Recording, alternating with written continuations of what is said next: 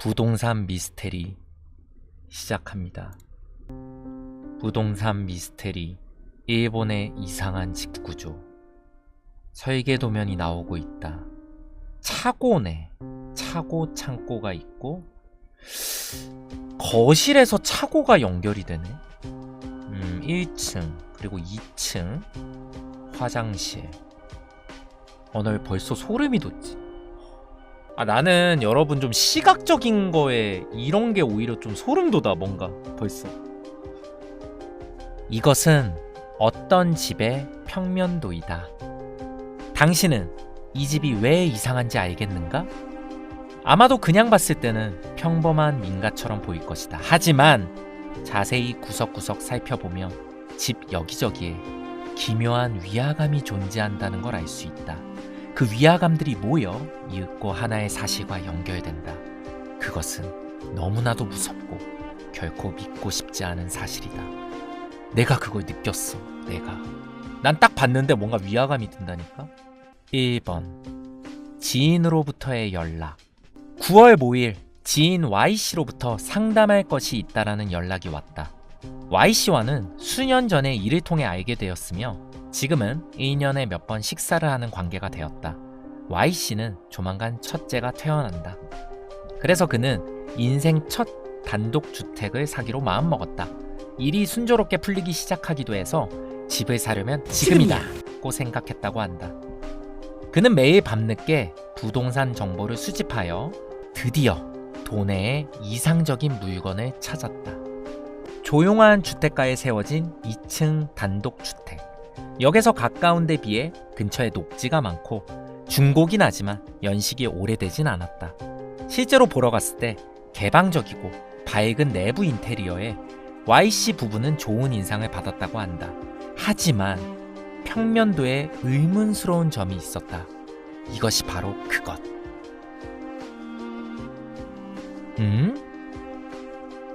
1층 부엌과 거실의 사이에 수수께끼의 공간이 있다. 문이 없기 때문에 안에 들어갈 수도 없다. 그러게. 부동산 업자에게 물어도 잘 모른다고 한다.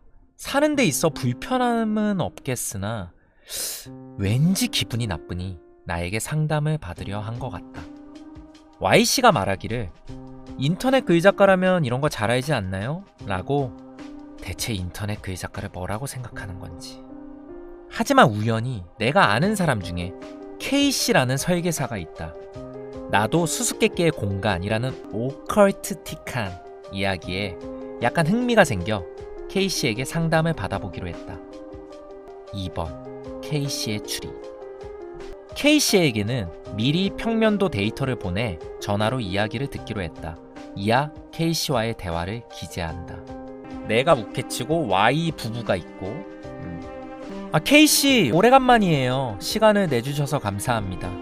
아닙니다. 그런데 보내주신 평면도 말인데요. 네, 1층에 공간이 있는데 뭔지 아시겠어요?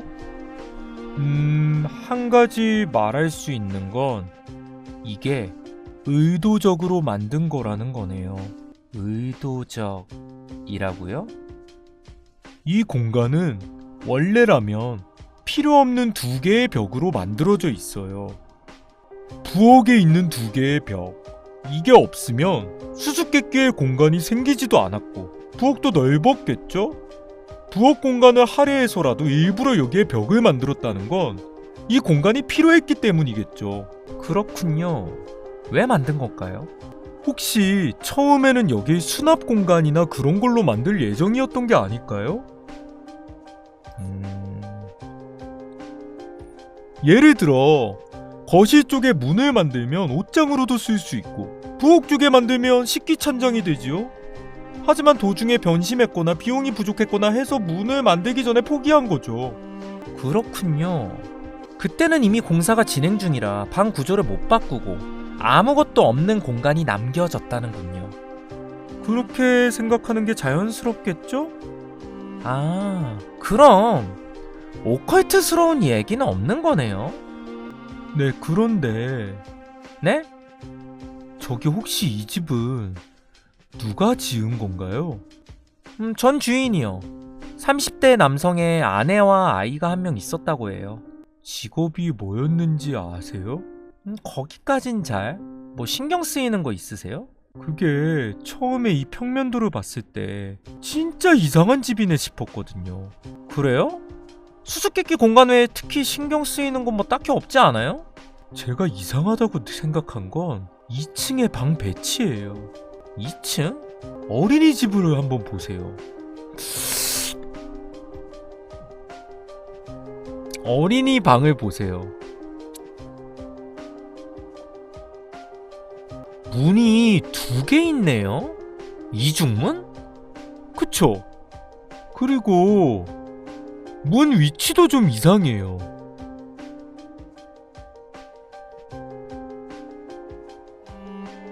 가령 계단으로 2층을 와서 어린이 방으로 가려면 꽤 돌아가야 됩니다. 그냥 복도에 문을 하나 달면 될 것을 왜 이렇게 귀찮게 설계를 했을까요?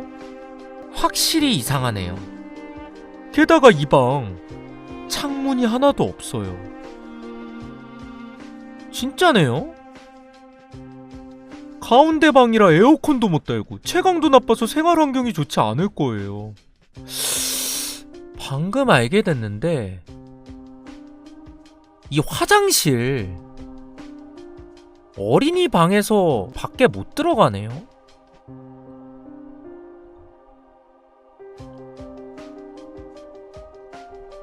아마 어린이 전용이겠죠?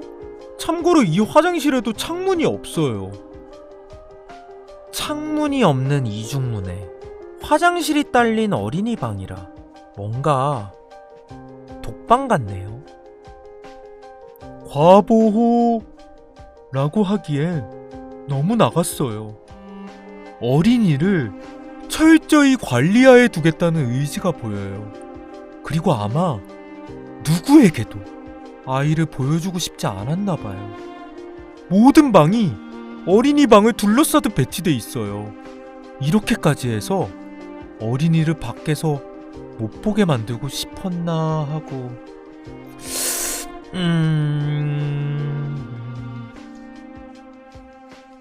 그런데 어린이 방이랑 연결되어 있는 이 방은 아마도 부부의 침실이겠죠? 더블 침대가 있으니까요. 이 방은 개방적이네요. 창문도 많고. 나는 밝고 개방적인 내부 인테리어라는 Y씨의 말을 떠올렸다. 다만 이 방도 좀 이상해요.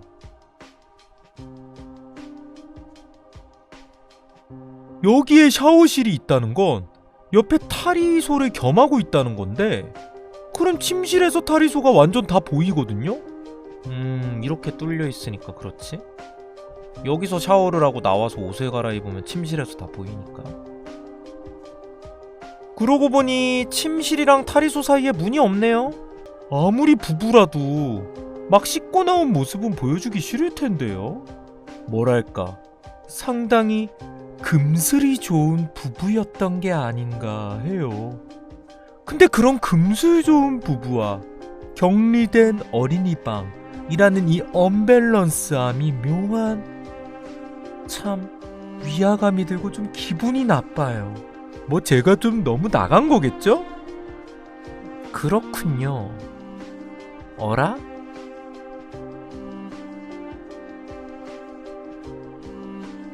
샤워실이랑 별개로 욕실이 따로 있어요. 이런 건 좀 드물지 않나요? 없진 않겠지만 흔하진 않죠? 그러고 보니 이 욕실에도 창문이 없네요. 샤워실에는 큰 창문이 있는데. 그렇네요. 이상한 방 배치예요. 그렇다면 어떤가요? 이 집은 안 사는 게 나을까요? 뭐 방 배치만 가지고는 뭐라 말을 못 드리겠지만 저라면 안 살 것 같아요. 뭔가 좀 이상해요. 그렇군요. 나는 K씨에게 인사를 하고 전화를 끊었다. 평면도를 본다. 듣고 보니 이상한 집이다. 상상의 나를 펼친다. 방에서 나가지 못하는 아이, 더블베드에서 자는 부모님, 1층과 2층을 비교해본다. 1층만이라면 평범한 집이다. 수수께끼의 공간을 제외한다며. 수수께끼의 공간, 만들지 못한 수납 공간, 정말로 그럴까? 그때 어떤 억측이 내 머릿속에 떠오른다. 너무나도 바보 같은 억측. 하지만 두 장의 평면도를 겹쳐본다. 이것은 우연일까? 아니면 3번 수수께끼의 공간. 나는 다시 K씨에게 전화를 걸었다. 여보세요 K씨, 번거롭게 해서 죄송합니다. 아니요, 뭐 알아내신 거라도 있어요? 저기 아무래도 1층 공간이 너무 신경 쓰여서 혹시 2층이랑 뭔가 관계가 있지 않을까 싶은데, 그래서 제가 1층이랑 2층을 겹쳐봤어요. 근데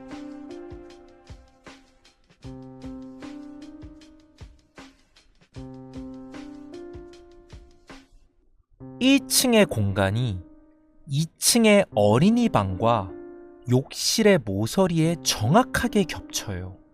마치 두 개의 방을 이어놓은 것처럼. 그렇네요. 그래서 뭐 이건 그냥 제 아마추어 같은 바보 같은 생각이긴 한데요. 혹시 1층의 수수께끼 공간은 일종의 통로가 아닐까요? 통로요? 예를 들어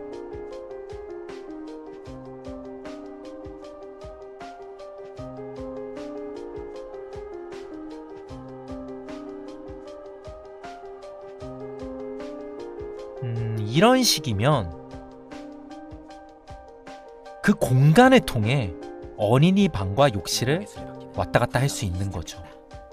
외부의 아이를 보여주고 싶지 않았고, 이거라면 누구도 보지 못하게 아이를 욕실에 보낼 수 있거든요. 그리고 어린이 방의 책상은 이 집을 팔 때 구멍을 감추기 위해 둔 것이 아닌가 싶은데요. 어떠세요? 뭐 재밌는 발상이긴 하네요. 제가 좀 너무 나갔나요? 뭐 굳이 이렇게까지 할 필요가 있나 싶어서요. 뭐 퍼즐 게임 방탈출하는 것도 아니고 말이죠. 뭐 그렇죠? 죄송합니다. 갑자기 생각난 거라서 그냥 잊어주세요. 나는 부끄러워졌다. 뭐 잼민이 같은 망상, 뭐 이런 얘기 제가 이렇게 진지하게 한 건지. 이야기를 끝내려고 했을 때 수화기 너머로 K씨가 뭔가 중얼거리는 소리가 들렸다. 통로. 아니 잠시만요. 혹시 그럼 이 방은? 왜 그러세요? 아니 방금 이야기 들으니까 좀 우케츠씨, 이 집의 전 주인에게는 아이와 아내가 한 명 있었죠. 네. 부부는 2층 침실에서 자고 아이는 어린이 방에서 자죠. 그럼 1층에 있는 이 침실은 누가 쓰는 걸까요? 뭐 집에 찾아온 손님이 묵는 뭐 게스트룸 아닐까요? 뭐 일반적으로는 그렇겠죠. 누군진 모르겠지만 적어도 이 집에는 빈번하게 손님이 왔다고 봐요. 그래서 손님, 창문이 없는 어린이방, 욕실, 거기에 통로, 이 이야기가 합쳐지면요, 한 가지 스토리가 보여요. 스토리요? 뭐 이거야말로 바보 같은 소리긴 한데요. 그냥 제 망상이라고 생각하고 한번 들어보실래요? K씨는 썰을 풀듯 이야기를 하기 시작했다. 4번 망상.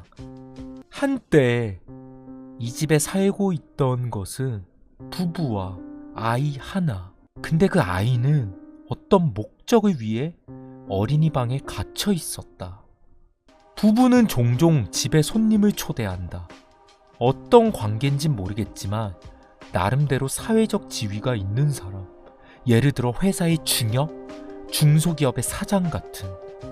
거실에서 잡담을 하고 다이닝에서 저녁을 대접한다. 남편이 손님에게 술을 권한다. 기분이 좋아진 손님, 잔뜩 취한 손님에게 아내는 이렇게 말한다. 오늘은 주무시고 가시지 그래요? 저기 침실이 있어요. 욕심을 받아놨어요. 들어가세요. 손님은 2층에 창문이 없는 욕실로 안내받는다. 손님이 욕실에 들어간 것을 확인하며 아이는 아이에게 신호를 보낸다. 아이는 무언가를 들고 1층의 통로를 통해 욕실로 침입한다. 그리고 날붙이를 손님의 등에 꽂는다. 엥? 아니 왜 좀 억까 너무 망상이신 것 같은데요? 아이 뭐 그냥 어디까지나 제 망상이니까요. 알몸에 아무것도 안 들었고 수익 기운이 올라 몽롱한 상태라면 저항도 못하겠죠. 아이는 몇 번이고 손님의 등에 칼을 꽂고 엄청난 양의 피가 흐릅니다. 그리고 손님은 아무것도 이해하지 못한 채 바닥에 쓰러져 죽습니다. 그걸 확인한 남편은 어딘가에 전화를 걸어 일이 무사히 끝났음을 보고한다. 즉 이 집은 극히 평범한 민가처럼 보이게 만든 청부 살인업자의 일터인 거죠. 그런 가설이 성립됩니다. 청부 살인업자라뇨. 만약에 현대 일본에 지금 21세기에 청부 살인업자가 있다면 이런 형태로 우리 근처에 평범하게 살고 있을지도 모른다. 어떠세요? 아니 뭐 그렇게까지 말씀하셔도 뭐 어디까지나 제 망상이에요. 이렇게 생각하면 재밌지 않나 싶어서요. 아이를 이용해 사람을 죽이는 부부, 그를 위해 길러진 아이, 이게 재밌을 리가 있나? K씨가 제정신인가 싶다. 그런데 아까 구멍을 숨기려고 책장을 들었다고 뭐 놨다고 이렇게 하는 얘기 말인데요. 아이 방에는 책장이 하나 더 있어요. 그렇다는 건 이 책장 밑에도 구멍이 있을 것 같지 않아요? 네, 뭐 더 이상 K씨와 대화를 나누고 싶지 않다. 구멍은 어디로 이어져 있을까요?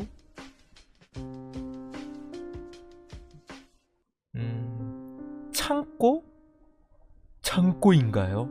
그렇다면 이 집은 시체 처리를 위한 루트도 존재한다고 할 수 있겠네요. 네? 아까 했던 얘기로 한번 돌아가 보죠. 시체를 욕실에 둘 순 없잖아요. 밖에서 보이지 않게 처리할 필요가 있습니다. 거기서 다시 구멍을 사용하는 겁니다. 구멍을 통해 시체를 옮긴다. 하지만 구멍이 너무 작아 어른의 몸은 들어가지 않는다. 거기서 부부는 톱 같은 것으로 시체를 잘게 절단한다. 딱 구멍이 들어갈 정도의, 그리고 아이가 옮길 수 있을 정도의 크기로. 부부는 토막난 시체를 욕실의 구멍으로 던진다. 아이는 그걸 하나씩 몇 시간이나 걸쳐서 자신의 방으로 옮기고 그리고 다른 구멍으로 떨어뜨린다. 그렇게 시체는 욕실에서 창고로 옮겨지는 겁니다. 부부는 그걸 차고에 세워둔 자동차의 트렁크에 싣고 그대로 근처 산이나 숲에 버리러 간다. 역과 가깝고 근처에 녹지가 많다라는 것이 이 집의 세일즈 포인트였다. 난 점점 소름이 돋기 시작한다. 이 일련의 사건은 전부 창문이 없는 방에서 이루어집니다. 즉 밖에서는 절대 보이지 않게 살인이 이루어지는 겁니다. 밤이고 낮이고 1년 내내 언제라도 사람을 죽일 수 있죠. 어때? K씨의 동무대라 아무 말도 못하고 있었지만 여기서 쭉 생각하던 의문을 K씨에게 던져보기로 했다. 그러면 만약에 지금까지의 이야기가 진짜라고 하면 왜 그렇게 고생을 해야 되는 거죠? 밖에서 안 보이게 사람을 죽이고 싶다면 그냥 집안에 커튼을 다 닫으면 되잖아요. 그렇죠. 보통 사람들은 집에서 남에게 보이기 싫은 일을 할 때 커튼을 닫죠. 살인이라면 더욱이요. 반대로 커튼을 활짝 열어놓는 건 집 안에서 살인이 일어났다고는 아무도 생각하지 않겠죠. 설마 이게 페이크라는 건가요? 네, 평면도를 다시 한번 봐주세요. 이 집에는 이상하게 창문이 많아요. 부엌에는 3개씩이나 마치 밖에서 여기 좀 봐주세요라고 말하는 것 같아요. 이건 절대 보여서는 안 되는 방을 숨기기 위한 일종의 위장, 페이크라고 전 생각해요. 자이도 그럴싸한 소리를 늘어놓는다. 나는 그의 이야기에 도전할 셈으로 이렇게 질문했다. 시체 처리 이야기에 대해서인데 애초에 창고 바로 위에 욕실을 만들면 시체를 옮기는 수고가 덜지 않을까요? 왜 그렇게 하지 않을까요? 그렇군요. 현관과 차고의 방향을 생각해보면 이 집은 두 변이 도로에 인접해 있는 게 아닐까요? 그렇다면 욕실은 집의 가장 안쪽에 위치하게 됩니다. 사냥감을 구석에 모는 거는 사냥꾼의 심리로서 당연하죠. 왠지 구역질이 난다. 그런 건가요? K씨와의 통화를 마치고 나는 한동안 멍하니 있었다. K씨의 말이 사실이라면 어떡하지? 경찰에 연락할까? 에이, 이건 제대로 상대도 안 해주겠지. 애초에 살인 청부업자가 만든 살인주택이라는 현실성 없는 이야기를 다 큰 어른이 뭘 그렇게 진지하게 얘기 듣는 거야. 정신 차려. K씨는 처음부터 나를 놀릴 생각으로 그렇게 말한 걸지도 몰라.